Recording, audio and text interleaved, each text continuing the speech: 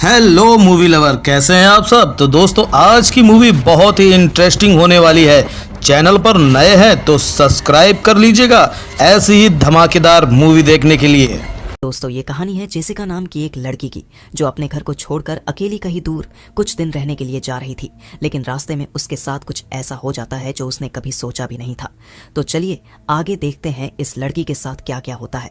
लेकिन इससे पहले दोस्तों, अगर आप हमारी वीडियो को पहली बार देख रहे हो तो अभी वीडियो को लाइक करके चैनल को भी सब्सक्राइब कर देना। तो कहानी की शुरुआत होती है एक लड़की से जिसका नाम है जेसिका। वह अपने घर से कार में बैठकर कहीं जा रही है। उसके चेहरे पर एक अजीब सी उदासी नजर आती है, जैसे वह गहरे डिप्रेशन में हो या कोई बात उसे अंदर ही अंदर तोड़ रही हो। दरअसल जेसिका हाल ही में एक बड़े सदमे से गुजरी है।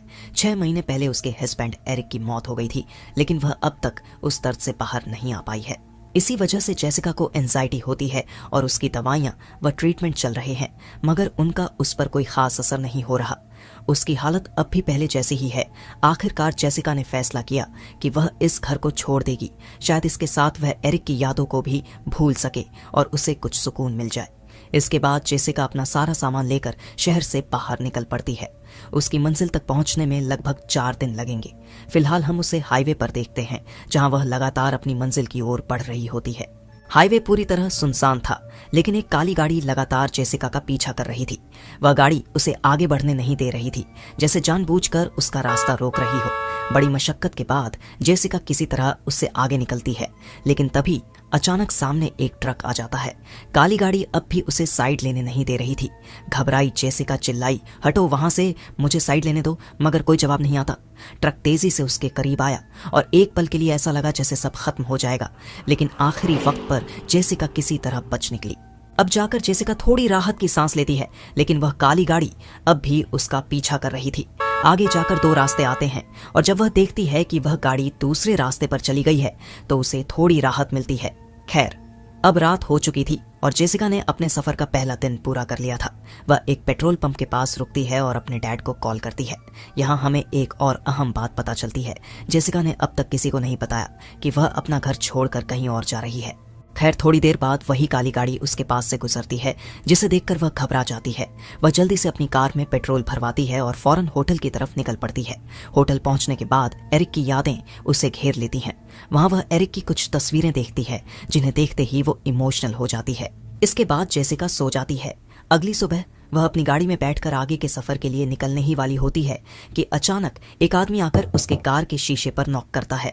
वह आदमी जेसिका से पूछता है, क्या आपने मुझे पहचाना? लेकिन जेसिका हैरानी से जवाब देती है, नहीं, आप कौन हैं? तभी वह आदमी अपनी कार की तरफ इशारा करता है और जैसे ही जेसिका कार को देखती है वो हैरान हो जाती है। अब इससे ये साफ हो जाता है कि जो आदमी उसका पीछा कर रहा था वो और कोई नहीं बल्कि यही शख्स है। वह आदमी जेसिका से कहता है, मुझसे बहुत बड़ी गलती हो गई थी, मेरी वजह से तुम्हें परेशानी झेलनी पड़ी। असल में मैं उस वक्त फोन में बिजी था, इसलिए तुम्हें देख नहीं पाया। ये कहने के बाद वह वहां से चला जाता है। खैर, इसके बाद जेसिका एक बार फिर अपनी मंजिल की ओर बढ़ने लगती है, लेकिन रास्ते में उसकी मुलाकात उसी आदमी से दोबारा हो जाती है। इस बार उसकी गाड़ी खराब हो चुकी थी और वह उसे बीच सड़क पर खड़ी की खड़ा था।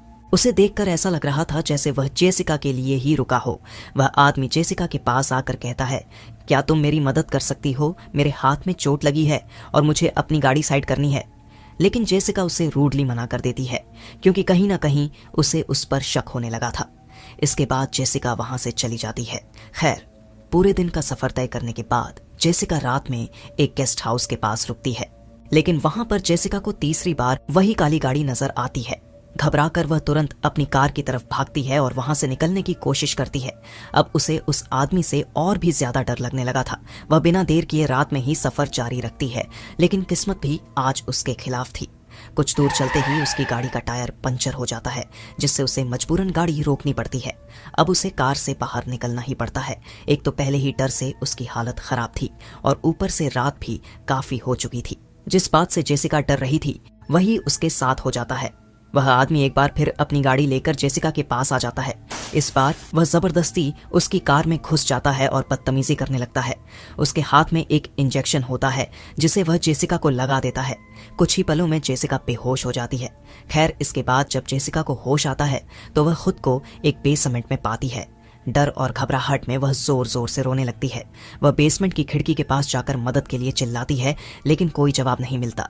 वह आदमी खिड़की के पास आता है और जेसिका रोते हुए कहती है, मैंने तुम्हारा क्या बिगाड़ा है, प्लीज मुझे यहाँ से जाने दो। लेकिन वह आदमी उसकी बातों को अनसुना कर देता है और बिना कुछ कहे वहां से चला जाता है। खैर, अब रात हो जाती है और जेसिका अभी भी उस बेसमेंट में कैद है। देर रात वही आदमी फिर से उसके पास आता है। जेसिका घबराकर पूछती है, तुम्हें आखिर क्या चाहिए? अगर तुम्हें पैसे चाहिए तो बताओ, मैं तुम्हें उतना पैसा दे सकती हूँ। लेकिन उस आदमी को पैसों से कोई मतलब नहीं था। वह डर की नजरों से जेसिका की ओर देखता है और कहता है, क्या तुम्हें लगता है कि तुम यहाँ आने वाली पहली लड़की हो? अब बिना वक्त बर्बाद किए जल्दी से अपने कपड़े उतारो। लेकिन जेसिका उससे कहती है कि पहले मुझे बाथरूम जाना है।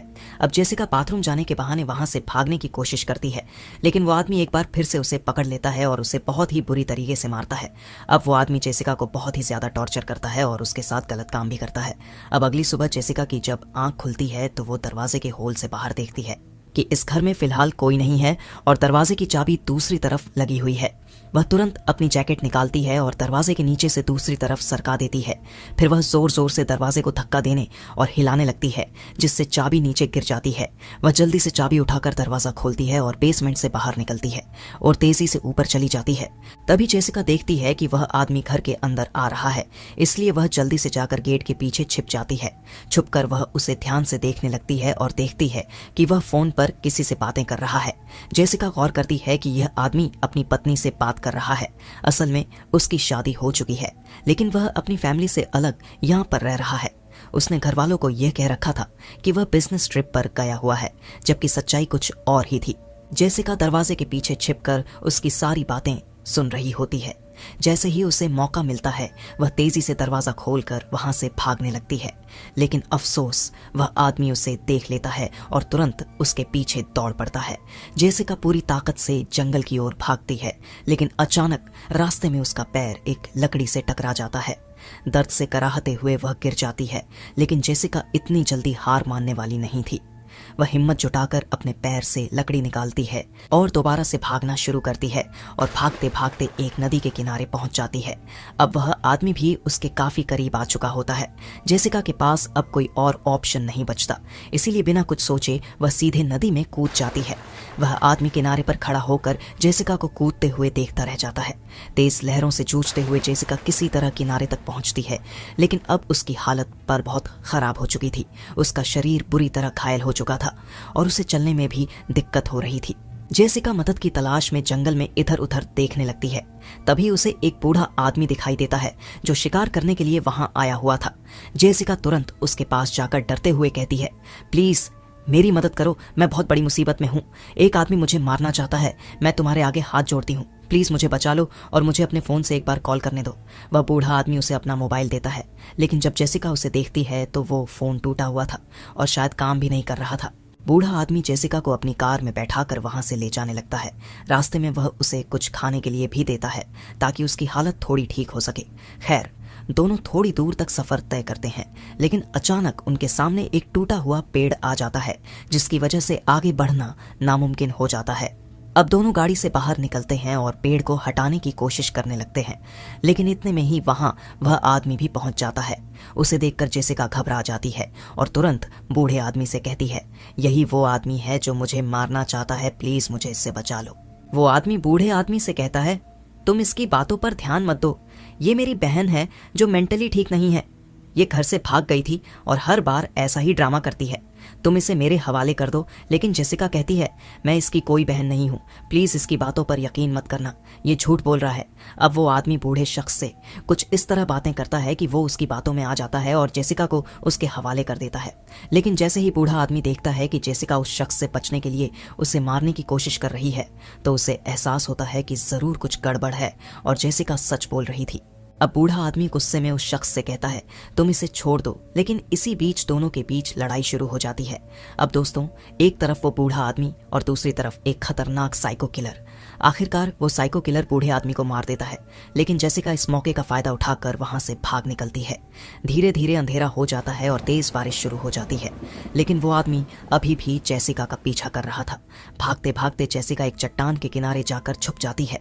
अब वो आदमी जेसिका को ढूंढते ढूंढते उसी जगह पर पर पहुंच चुका था जहां जेसिका छुपी हुई थी। इस बार उसके हाथ में एक बंदूक भी थी। जैसे ही उसकी नजर जेसिका पर पड़ती है, जेसिका वहां से भागने लगती है। तभी वो आदमी फायर करता है और गोली सीधा जेसिका के कंधे में लगती है। दर्द से कराहते हुए भी जेसिका हार नहीं मानती। वो घसीटते हुए खुद को आगे बढ़ाने लगती है। अंधेरा इतना ज्यादा हो चुका था कि वो आदमी अब देख ही नहीं पा रहा था कि जेसिका किस ओर चली गई। अब वो आदमी जेसिका को इधर उधर बहुत ज्यादा ढूंढता है और जोर से आवाज लगाता है, तुम कहाँ हो? देखो, जो कुछ भी हुआ उसके बाद भी तुम मेरे साथ चलो, मैं तुम्हें बिल्कुल ठीक कर दूंगा। लेकिन जेसिका उसकी बातों में नहीं आती और वहीं पर चुपचाप लेटी रहती है। कुछ देर ढूंढने के बाद जब उस आदमी को जेसिका कहीं नहीं मिलती तो वो हार मानकर वहां से चला जाता है। पूरी रात जेसिका वहीं पड़ी रहती है, दर्द और डर के साए में।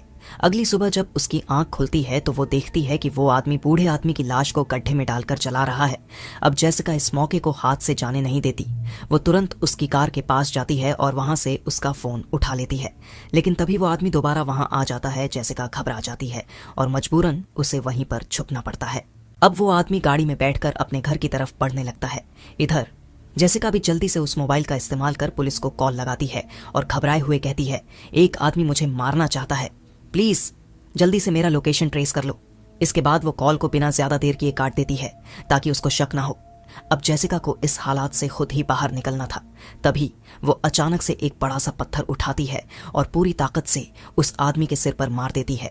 झटके से गाड़ी डिसबैलेंस हो जाती है और तेजी से घूमते हुए आगे जाकर पलट जाती है। गाड़ी जिस जगह पर पलटी थी वहां बहुत ज्यादा कीचड़ भरा हुआ था। कीचड़ में सनी हुई जेसिका किसी तरह उस आदमी का फोन उठाकर वहां से भागने लगती है। भागते भागते वो एक खुले मैदान में पहुंचती है, लेकिन पीछे से वो आदमी भी तेजी से उसका पीछा कर रहा होता है। जल्दबाजी में जेसिका फोन निकालती है और उस आदमी की वाइफ को कॉल लगा देती है। जैसे ही कॉल कनेक्ट होती है वो कहती है, क्या तुम्हें पता भी है कि तुम्हारा पति असल में कैसा इंसान है? वो एक साइको किलर है। दूसरी तरफ से उसकी वाइफ पूछती है, तुम कौन हो और ये सब क्या बोल रही हो? जेसिका कहती है, वो तुमसे कहकर गया था कि वो बिजनेस ट्रिप पर है, लेकिन सच ये है कि वो लड़कियों को किडनैप करके उनके साथ घिनौने काम करता है। अब उस आदमी को जेसिका की बातें सुनकर बहुत ज्यादा गुस्सा आ जाता है और वो बिना सोचे समझे उस पर अटैक कर देता है।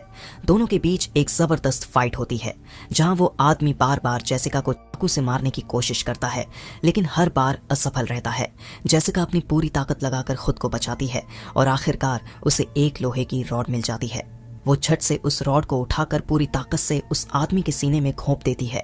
दर्द से कराहते हुए वो आदमी जमीन पर गिर जाता है और वहीं उसकी मौत हो जाती है। अब जाकर जेसिका को राहत की सांस मिलती है। वो थककर जमीन पर गिर जाती है और ऊपर आसमान की तरफ देखने लगती है। तभी उसे एक हेलीकॉप्टर दिखाई देता है। ये वही पुलिस का हेलीकॉप्टर था जिसे जेसिका ने कॉल करके बुलाया था। और दोस्तों, इसी सीन पर ये मूवी यहीं पर खत्म हो जाती है। दोस्तों, अगर आपको हमारी ये एक्सप्लेनेशन वीडियो पसंद आई हो तो इस वीडियो को लाइक करके चैनल को भी जरूर सब्सक्राइब करना। Thanks for watching. हाँ तो दोस्तों, आज की ये वीडियो आपको कैसी लगी? अच्छी लगी हो तो एक लाइक कर देना, चैनल को सब्सक्राइब कर लेना और अपने दोस्तों के साथ शेयर जरूर करना। मिलते हैं नेक्स्ट वीडियो में।